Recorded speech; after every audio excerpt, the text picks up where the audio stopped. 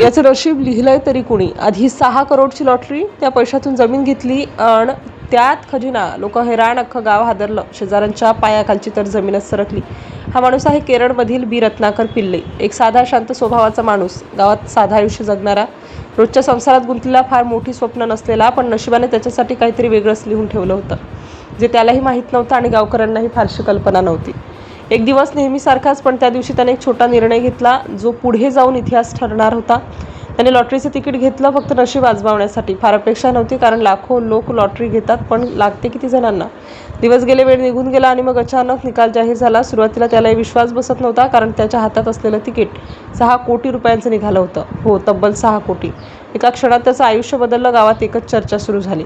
लोक त्याच्या घराबाहेर जमा झाले. कुणी म्हणत होतं नशीबवान आहे, कुणी म्हणत होते देवाची कृपा आहे, तर काही जणांच्या डोळ्यात ईर्ष्या दिसत होती. पण रत्नाकर पिल्ले मात्र शांत होता. त्याने ठरवलं, हे पैसे उधळायचे नाहीत, गुंतवणूक करायची. मग त्याने एक निर्णय घेतला, शेतीसाठी जमीन खरेदी करण्याचा. गावाजवळ एक जमीन त्याच्या नजरेत भरली. शांत परिसर, जुना मंदिर परिसर. लोक म्हणायचे ही जमीन खूप जुनी आहे, पण त्याने फार विचार केला नाही. लॉटरीचे पैसे वापरून त्याने ती जमीन खरेदी केली. गावात पुन्हा चर्चा सुरू झाली. लॉटरी लागली म्हणून जमीन घेतली. काहींनी कौतुक केलं, काहींनी टोमे मारले, पण पिल्लईने कोणाचे ऐकलं नाही. काही दिवस गेले. मग एके दिवशी त्याने ठरवलं, जमिनीवर शेती सुरू करायची. कामगार बोलावले गेले. खोदकाम सुरू झालं. सुरुवातीला सगळं सुरळीत होतं, पण अचानक एका कामगाराचा फावडा काहीतरी ठिकाणी कठीण वस्तूला लागला. आवाज आला. सगळे थकले. जमिनीत काहीतरी आहे असं लक्षात आलं. कामगारांनी काळजीपूर्वक खोदायला सुरुवात केली. हळूहळू एक गोलाकार वस्तू दिसून आली, मातीने झाकलेली, जणू काही वर्षानुवर्ष तिथेच दडलेली. कामगारांनी पूर्णपणे बाहेर काढली आणि पाहिलं तर एक जुना हंडा होता. सगळे आश्चर्यचकित झाले. कुणाला कळेना काय असेल आत. पिल्लेलाही बोलावण्यात आलं. तो आला. तो काही क्षण फक्त पाहतच राहिला. वातावरणात एक विचित्र शांतता पसरली. हळूहळू हंडा उघडण्यात आला आणि पुढच्याच क्षणी सगळे थक्क झाले, कारण आत काहीतरी चमकत होतं. हंडा पूर्ण उघडल्यावर आत हजारो नाणी दिसली, मातीने माखलेली, पण स्पष्टपणे जुनी, प्राचीन. 1, 2, 3 नाणी मोजायला सुरुवात झाली आणि संख्या वाढतच गेली. अखेर मोजणी झाली. तब्बल 2595 नाणी. ही नाणी साधी नव्हती, त्रावणकोर साम्राज्याच्या काळातली होती. काही नाण्यांवर महाराज चित्रात थिरुनल यांची छाप होती, तर काहींवर इतर चिन्हे. ही नाणी साधारण 100 वर्षांपेक्षा जुनी असल्याचं सांगण्यात आलं. सगळे गावकरी जमा झाले. कोणीतरी व्हिडिओ काढला, फोटो घेतले. काही मिनिटातच ही बातमी व्हायरल झाली.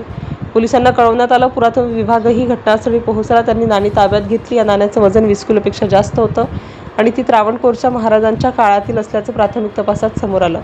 लोकांना विश्वास बसत नव्हता. आधी लॉटरी आणि मग खजिना, हे सगळं एका माणसाच्या बाबतीत कसं घडू शकतं. गावात चर्चा सुरू झाली. काही म्हणाले देवीची कृपा, काही म्हणाले राजयोग, तर काहींनी तर त्या जमिनीबद्दल जुने किस्से सांगायला सुरुवात केली. काही लोक म्हणाले पूर्वी त्या भागात राजघराण्याचे लोक राहत होते. काही म्हणाले मंदिराशी संबंधित लोकांनी खजिना पुरला असावा. दरम्यान पिल्लई शांत होता. त्याने प्रशासनाला सहकार्य केलं, कारण हा खजिना ऐतिहासिक होता. सरकारने सांगितलं, या खजिन्याचं मूल्य ठरवून योग्य मोबदला दिला जाईल. पण खरी गोष्ट म्हणजे पैशापेक्षा मोठी गोष्ट होती नशिबाची. एक साधा माणूस, लॉटरी लागते, जमीन घेतो आणि तिथे खजिना सापडतो. आजही लोक ही गोष्ट सांगतात आणि एकच प्रश्न विचारतात, याचं नशीब लिहिलंय तरी कुणी.